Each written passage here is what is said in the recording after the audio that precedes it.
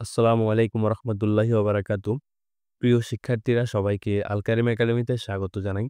আজকে আমি তোমাদের সঙ্গে যে টপিকটা নিয়ে আলোচনা করব সেটা হলো সেট ও ফাংশন সম্পর্কিত একটা সৃজনশীল। তোমরা যারা এসএসসি ২০২৫ সালের পরীক্ষার্থী আছো, তোমাদের এই পরীক্ষায় আসতে পারে এমন একটা সৃজনশীল প্রশ্ন আমি সমাধান করে দেব। এই প্রশ্নটা কিন্তু সকল বোর্ডের জন্য খুবই গুরুত্বপূর্ণ। কেননা কোনো না কোনো বোর্ডে এই ধরনের প্রশ্ন তো আমাদের প্রশ্নটা হচ্ছে সার্বিক set U equal to x such that x element n এবং x square is less than 53। তো এটার ব্যাখ্যা আমি একটু পরে দিব। শুরুতে প্রশ্নটা পড়ে নিই। A equal to x element n such that x মৌলিক সংখ্যা x is less than 10। B equal to 4, 5 এবং C equal to x element n such that x square is greater than 7 এবং মৌলিক সংখ্যা x cube is less than 136। এটি হচ্ছে আমার মোটামুটি উদ্দীপক। তো আমার ক তে প্রশ্ন করা হচ্ছে c equal to x element n such that x square minus 9 equal to 0 এই সেটটাকে তালিকা পদ্ধতিতে প্রকাশ করো। খ তে প্রশ্ন করা হচ্ছে প্রমাণ করো যে a intersection b union c equal to a union b intersection c এই দুইটাতে সমান সেটা প্রমাণ করতে বলছে। গতে বলা হয়েছে power of B prime minus F prime নির্ণয় করো, অর্থাৎ B prime minus F prime এর শক্তি সেটটা আমাদেরকে বের করতে হবে। তো আমাদের এটি হচ্ছে প্রশ্ন। এখন আমরা এই প্রশ্নটা সমাধান করব। দেখো আমরা এখন আমাদের এই যে ক প্রশ্নটা সমাধান করতে গিয়ে লক্ষ্য করলাম আমাদের উদ্দীপকে সি ইকুয়াল টু ছিল x element and x square is greater than 7 এবং মৌলিক সংখ্যা x square is less than 136। এবং আমার কতে বলা হচ্ছে কি C equal to x element N x square minus 9 equal to 0 সেটকে তালিকা পদ্ধতিতে প্রকাশ করো। তাহলে দেখো আমার এখানে এ সি এর সঙ্গে কিন্তু আমার এই সি এর কোনো সম্পর্ক নেই। এখন আমরা এই সেটটাকে তালিকা পদ্ধতিতে প্রকাশ করব। তো আমরা লিখে নিলাম শুরুতে দেওয়া আছে C equal to x element N such that x square minus 9 equal to 0। এই যে এখানে x square minus 9 equal to 0 আছে, এখান থেকে আমরা এক্স এর মানগুলো বের করে নেব। এক্স এর ভ্যালু যেগুলো পাবো সে উপাদানগুলো হচ্ছে আমার সি সেটের উপাদান সংখ্যা। আমরা এখানে লিখে নিলাম কি এখানে x square minus 9 equal to 0। লক্ষ্য করো আমার এখানে এক্স এর উপর স্কোয়ার আছে। এরপর 3টাকে আমরা ভেঙে লিখতে পারি কি 9টাকে আমরা ভেঙে লিখতে পারি কি 3 স্কোয়ার লিখতে পারি, অর্থাৎ x square minus 3 square equal to 0। এখন আমাদের এখানে একটা ফর্মুলা আছে, সেটা কি এক্সটাকে আমরা এ ধরলাম, 3টাকে আমরা বি ধরলাম। তাহলে আমাদের এখানে ফর্মুলাটা দাঁড়ালো কি এ স্কোয়ার মাইনাস বি স্কোয়ার। তোমরা অবশ্যই জানো এ স্কোয়ার মাইনাস বি স্কোয়ারের ফর্মুলাটি। তাহলে এ স্কোয়ার মাইনাস বি স্কোয়ার হচ্ছে কি এ প্লাস বি ইন্টু এ মাইনাস বি, অর্থাৎ x plus 3 into x minus 3। এইটাকে আমরা এক কথায় উৎপাদকে বিশ্লেষণ করলাম। এখন লক্ষ্য করো আমাদের এখান থেকে এক্স এর মানটা বের করতে হবে। দেখো এই যে এখানে x plus 3 into x minus 3 আছে, তাদের ইকুয়াল টু কি আছে 0 আছে। তো মনে রাখবে দুটি রাশির গুণফল যদি শূন্য হয় তাহলে রাশি দুটির মান আমরা আলাদাভাবে শূন্য লিখতে পারি। তাহলে এখানে আমরা লিখতে পারি কি হয় এক্স প্লাস 3 ইকুয়াল টু 0 হবে অথবা এক্স মাইনাস 3 ইকুয়াল টু 0 হবে। এরপর দেখো এক্স ইকুয়াল টু কি দ্বারা আমার 3 এটা এখানে যোগ হিসেবে আছে, এপাশে আনলে সেটা কি হয়ে যাবে বিয়োগ হয়ে যাবে। আবার এক্স ইকুয়াল টু এখানে বিয়োগ হিসেবে আছে, এপাশে আনলে সেটা কি হয়ে গেল যোগ হয়ে গেল। তার মানে আমরা এখান থেকে এক্স এর দুইটা মান পেলাম, একটা হচ্ছে -3 আর একটা হচ্ছে +3। কিন্তু আমার এখানে -3টা গ্রহণযোগ্য হবে না। কেন হবে না?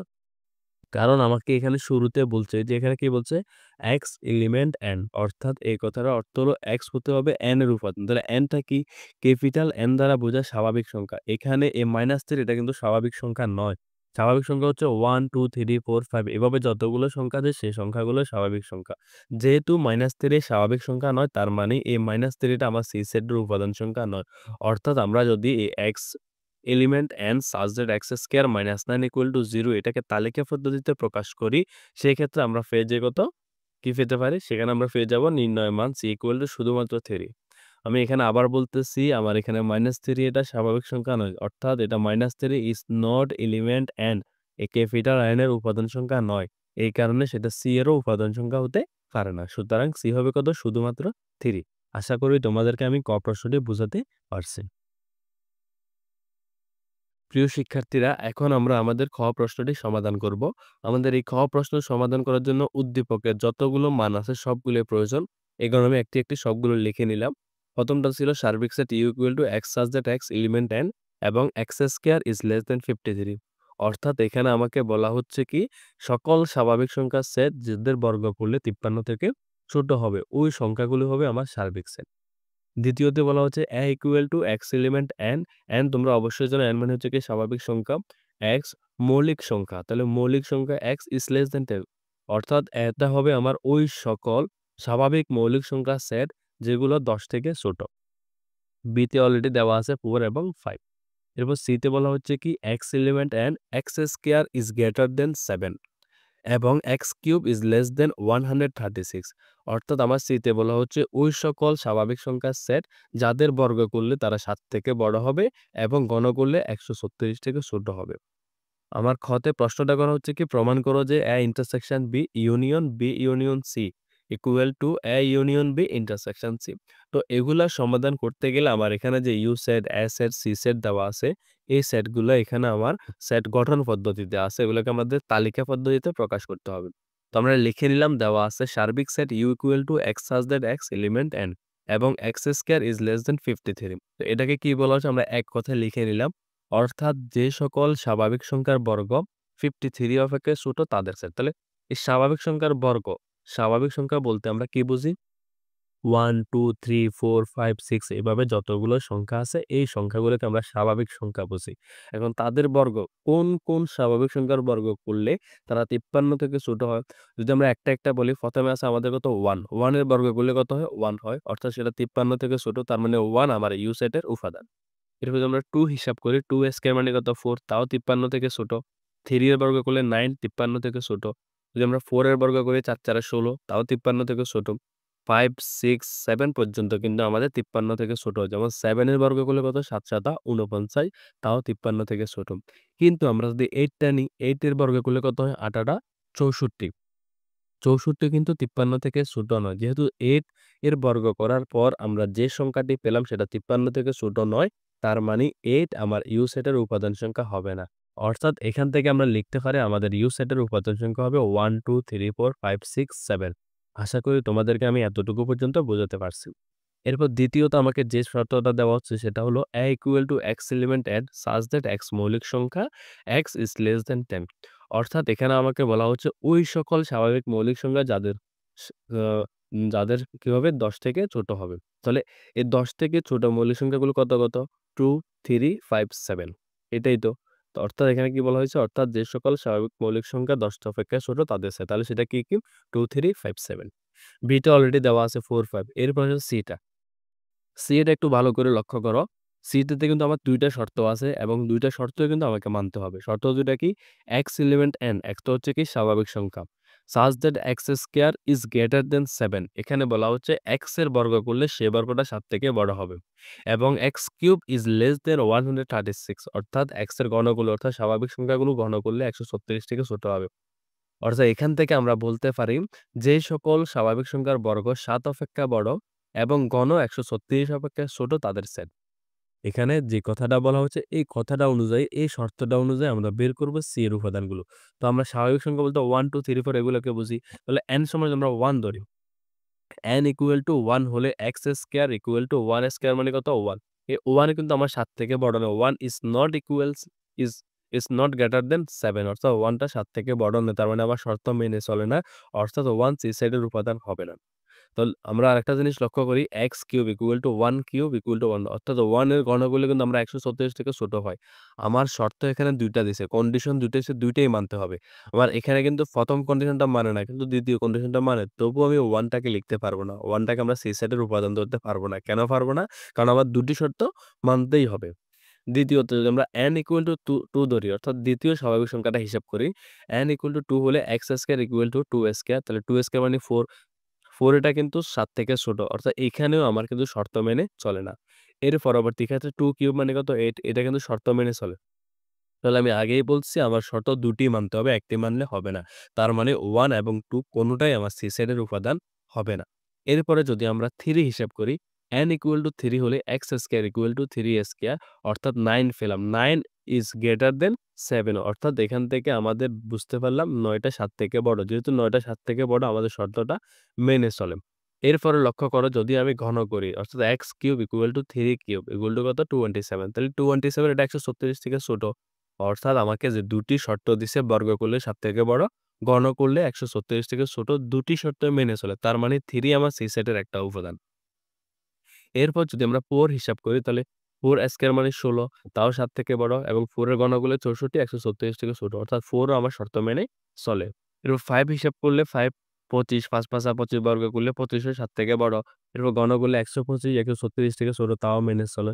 অর্থাৎ 3 4 5 এই তিনোটা সংখ্যাই কিন্তু তিনোটা স্বাভাবিক সংখ্যা কিন্তু আমার শর্ত মানতেছে। তার মানে 3 4 5 এটা কিন্তু আমার সি সেটের উপাদান সংখ্যা। এরপর আমরা আরেকটা দেখি 6 তাহলে 6 এটা কত 6 স্কয়ার মানে কত 36 7 থেকে বড় শর্ত মানতেছে। এর পরবর্তীতে লক্ষ্য করো 6 কিউব মানে 216 এখানে আসে আমার শর্ত মানে না। যেহেতু আমাদের এখানে 216 আছে 136 থেকে বেশি হয়ে গেছে তার মানে আমার এই যে এখানে 6 লিখলাম এই 6 টা আমার সি সাইডের উপাদান হবে না। অর্থাৎ এখান থেকে আমি লিখতে পারি আমার সি সাইডের উপাদান সংখ্যা হবে 3 4 5। আমরা এখান থেকে এ, বি এবং সি এবং ইউ সবগুলো সাইডের উপাদান সংখ্যা বের করছি। এখন আমাদের এখানে যে কাজগুলো দিছে A intersection B union B union C equal to A union B intersection C এগুলো আমাদেরকে প্রমাণ করতে হবে। তো এটা প্রমাণ করতে গেলে আগে আমাদেরকে ভেঙে এই আলাদা ব্র্যাকেটের মানগুলো আগে বের করতে হবে। শুরুতে আমরা A ইন্টারসেকশন B এর মানটা বের করে নিই। তাহলে আমরা লিখতে পারি কি সুতরাং A intersection B equal to A সেটটা লিখতাম এই যে আমরা এখানে A সেট বের করলাম 2 3 5 7 সেটা আমরা লিখলাম 2 3 5 7 ইন্টারসেকশন B সেটটা লিখলাম কত 4 5। তো ইন্টারসেকশন মানে আমরা গত পর্বে ব্যাখ্যা করছিলাম ইন্টারসেকশন মানে হচ্ছে কি কমনটা অর্থাৎ অ্যাসেট এবং বিসেট উভয়ের মধ্যে যে সেটটা থাকবে যে উপাদানগুলো থাকবে সেটি হবে আমার অ্যান্সার। তার মানে আমার এখানে 2 আছে কিন্তু বিসেটে 2 নেই তার মানে 2 আমরা নিতে পারবো না। 3 আমার অ্যাসেটে আছে বিসেটে নিতে পারবো না। 5 আমার অ্যাসেটে আছে এবং বিসেটে আছে তার মানে আমরা এখান থেকে 5 টা লিখতে পারি। এরপর 7 আমার অ্যাসেটে আছে বিসেটে নাই 7 ও লিখতে পারবো না। যেহেতু A ইন্টারসেকশন B এর মান আমরা কমন পেয়েছি শুধুমাত্র একটি, এই একটিই হবে আমার A ইন্টারসেকশন B সেটের উপাদান সেটা কত 5। এরপরে আমরা B ইউনিয়ন C এটা বের করব। সুতরাং আবার B union C equal two আমার B সেট হচ্ছে 4 5 ইউনিয়ন C সেট হচ্ছে কত 3 4 5। তো ইউনিয়ন মানে আমরা জানি কি কমন আনকমন যা আছে সবগুলো লিখব তবে কোনো উপাদান দুইবার লিখব না। তাহলে দেখো এখানে আছে আমার 4 5 এখানে আছে আমার 3 4 5 তার মানে এখান থেকে আমরা লিখতে পারি 3 4 5। তাহলে আমরা এখান থেকে A ইন্টারসেকশন B এর মানও পেলাম, B ইউনিয়ন C এর মানও পেলাম। এখন আমাদের কাজ হলো লেফট হ্যান্ড সাইডটা বের করা। তাহলে আমাদের লেফট হ্যান্ড সাইড কি আছে? আমাদের লেফট হ্যান্ড সাইড আছে A intersection B union C। তাহলে আমার A ইন্টারসেকশন B এর মান কত? সেটা হচ্ছে কত? 5। ইউনিয়ন B ইন্টারসেকশন C এর মান কত? 3 4 5। তাহলে এখন লক্ষ্য করো ইউনিয়ন মানে আবার বলতেছি কমন আনকমন সবগুলা। তার মানে 3 4 5 হবে আমার লেফট হ্যান্ড সাইডের আনসার। এতটুকু আমরা লিখে ফেললাম। এরপর আমাদের কাজ হচ্ছে রাইট হ্যান্ড সাইডটা বের করা। রাইট হ্যান্ড সাইডটা বের করার আগে আমাকে বের করতে হবে A ইউনিয়ন B এর মানটা। তো আমরা শুরুতে A ইউনিয়ন B এর মানটা লিখি। সুতরাং A union B equal to A set লিখলাম, ইউনিয়ন B সেট লিখলাম। তাহলে ইউনিয়ন মানে কমন আনকমন সবগুলা। তার মানে এখান থেকে আমি লিখতে পারি কত 2 3 4 5 7 অর্থাৎ 2 3 4 5 7 এটা হচ্ছে আমার A ইউনিয়ন B সেট। এখন আমরা বের করব A union B intersection C অর্থাৎ রাইট হ্যান্ড সাইড। তাহলে এখানে আমরা লিখতে পারি কি right hand side equal to A union B intersection C। তো আমরা মানগুলো বসে A ইউনিয়ন B সেটের উপাদান আমরা কি পেলাম 2 3 4 5 7 ইন্টারসেকশন C সেট হচ্ছে কত 3 4 5। তাহলে আমার এখান থেকে এই ইন্টারসেকশন মানে কি কমন তাহলে 2 এখানে আছে এখানে নেই আসবে না 3 4 5 এই ৩ টা এখানেও আছে এখানেও আছে। যেহেতু উভয়ের মধ্যে আছে তার মানে 3 4 5 টা আমরা লিখতে পারি। 7 আমার এখানে আছে কিন্তু এখানে নেই তার মানে 7 ও আসবে না। অর্থাৎ এখান থেকে আমরা রাইট হ্যান্ড সাইড বের করলাম 3 4 5 আর লেফট হ্যান্ড সাইড বের করলাম তাও 3 4 5। আমাকে প্রশ্ন করা হচ্ছে প্রমাণ করতে যে এই লেফট হ্যান্ড সাইড আর রাইট হ্যান্ড সাইড সমান। আমরা যেহেতু এদের উভয়ের মান সমান পাইছি সুতরাং এখন আমি লিখতে পারি লেফট হ্যান্ড সাইড প্রিয় শিক্ষার্থীরা আমরা চলে আসলাম আমাদের আজকের ক্লাসের একেবারে শেষ প্রশ্ন। আমাদের শেষ প্রশ্নটি হলো ফ্রি power of B prime minus A prime নির্ণয় করো। অর্থাৎ আমাদের এখান থেকে এই অংশটুকুর মান বের করতে হবে। এটা বের করার জন্য আমাদের কি লাগবে? আমাদের একটা সার্বিক সেট লাগবে এবং এখানে যে বি সেট আছে এছাড়া সেই সেটগুলো লাগবে। এগুলো কিন্তু আমরা খ তে বের করছি। তো আমরা সরাসরি লিখে ফেলি। যেহেতু আমরা খ তে বের করছি লিখতে পারি খ হতে পাই u ইকুয়াল টু 1 2 3 4 5 6 7 এবং a equal to 2 3 5 7 b equal to 4 5। এখন আমার এখানে যে শুরুতে বি প্রাইম আছে আমরা বি প্রাইমটা বের করব। এই ব্রিফেমটা হচ্ছে কি পূরক সেট। এই পূরক সেটটা কিভাবে বের করতে হয় সেটা আমি এখন তোমাদেরকে দেখিয়ে দিব। তাহলে বি প্রাইম মানে হচ্ছে কত ইউ মাইনাস বি অর্থাৎ সার্বিক সেট থেকে ওই সেটটা বিয়োগ দিলে যে সেটগুলো থাকবে ওইটাই হবে আমার বি সেটের পূরক সেট। তার মানে বি প্রাইম ইকুয়াল টু কত ইউ মাইনাস বি। তো আমরা ইউ সেটটা লিখলাম 1 2 3 4 5 6 7 মাইনাস বি সেটটা লিখলাম 4 5। তাহলে দেখো আমার এই ইউ সেটের যে উপাদানটা আছে সেই উপাদানটা থেকে আমি বি সেটের উপাদানটা বাদ দিয়ে বাকি যেগুলো পাবো সেটাই হবে আমার পূরক সেট, বি সেটের পূরক সেট। তার মানে আমার এখানে 1 আছে কিন্তু বি সেটে 1 টা নাই। আমি এখানে 1 টা লিখতে পারি। এরপর 2 এটা আছে আমার এখানে 2 এটা লিখতে পারি। 3 আছে এখানে 3 এটা নাই 3 এটা লিখতে পারি। 4 5 দুইটাই কিন্তু আমার বি সেটে ছিল। তার মানে আমি এখানে 4 5 টা লিখতে পারি না। 6 7 দুইটাই কিন্তু আর নেই। আমি 6 7 দুইটাই লিখতে পারি। তার মানে এখান থেকে আমরা বি সেটের পূরক সেট পেলাম 1 2 3 6 7। সেম একইভাবে আমরা এ সেটের পূরক সেটটা বের করব। তাহলে আমাদের এ সেটের পূরক সেটটা কি হবে?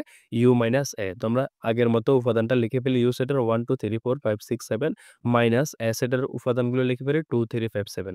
তাহলে এখন দেখো আমার এখানে 1 আছে কিন্তু আমার এখানে 1 টা নেই 1 লিখে ফেললাম। 2 3 এই ২ টা এবং 5 7 এই ২ টা কিন্তু এখানে আছে। এই কারণে এই ২ টা লিখলাম না। 4 6 এ সেটের মধ্যে না আমরা 4 6 টা লিখলাম। অর্থাৎ আমি এ প্রাইম অর্থাৎ এ সেটের পূরক সেট পেলাম 1 4 6 এবং বি সেটের পূরক সেট পেলাম 1 2 3 6 7। এখন আবার আমাদেরকে এই বি সেট থেকে বি সেটের পূরক সেট থেকে এ সেটের পূরক সেটটা বিয়োগ করে তাদের শক্তি সেটটা নির্ণয় করতে হবে। তো আমরা এখানে লিখতে পারি কি? B prime minus F prime equal to আমাদের বি প্রাইম আছে কত 4 5 মাইনাস এফ প্রাইম আছে কত 1 4 6। এখন এখানে লক্ষ্য করো আমার এখানে 4 আছে, আমার ডান পাশেও 4 আছে। তার মানে 4 থেকে 4 টা বাদ দিয়ে দিলাম আর লিখব না। এরপরে দেখো 5 আমার বাম পাশে আছে কিন্তু ডান পাশে নাই তার মানে 5 টা লিখতে পারি। এই জায়গায় আসি ম্যাক্সিমাম স্টুডেন্ট যে ভুলটা করে, যেমন আমার ডান পাশে কিন্তু 1 আছে, বাম পাশে 1 টা নাই, তারা 1 টা এখানে লিখে ফেলে। কখনোই এই ধরনের ভুল করা যাবে না। আমাদের সবসময় মনে রাখতে হবে এই ধরনের অঙ্কের ক্ষেত্রে আমরা বাম পাশ থেকে ডান পাশেরটা বিয়োগ করব। আমরা সবসময় খেয়াল রাখবো বাম পাশে যে উপাদানটা আছে সেটা ডান পাশে আছে কিনা। যদি থাকে তাহলে বাদ দেব, যদি না থাকে সেগুলো লিখে ফেলবো। কিন্তু ডান পাশে আছে কিন্তু বাম পাশে নাই সেটা আমরা লিখতে পারবো না। এই কথাটা সবসময় মনে রাখবে। আশা করি তোমাদেরকে আমি এতটুকু পর্যন্ত বোঝাতে পারছি। তার মানে আমরা এখানে B prime minus F prime এর উপাদান পেলাম কত? শুধুমাত্র 5। এখন আমাদের এই সেটটার শক্তি সেটটা বের করতে হবে। তাহলে power of B prime minus F prime equal to কত? Power of 5। তাহলে পাওয়ার অফ 5 মানে কত? এখানে একটা উপাদান আছে। যেহেতু একটি উপাদান আছে, এই একটি উপাদানের শক্তি সেট হবে কয়টি? ২ টি। এটা কি একটা হচ্ছে ফাঁকা সেট আর একটা হচ্ছে 5। আশা করি আমি তোমাদেরকে পুরো সৃজনশীল প্রশ্নটি বোঝাতে পারছি।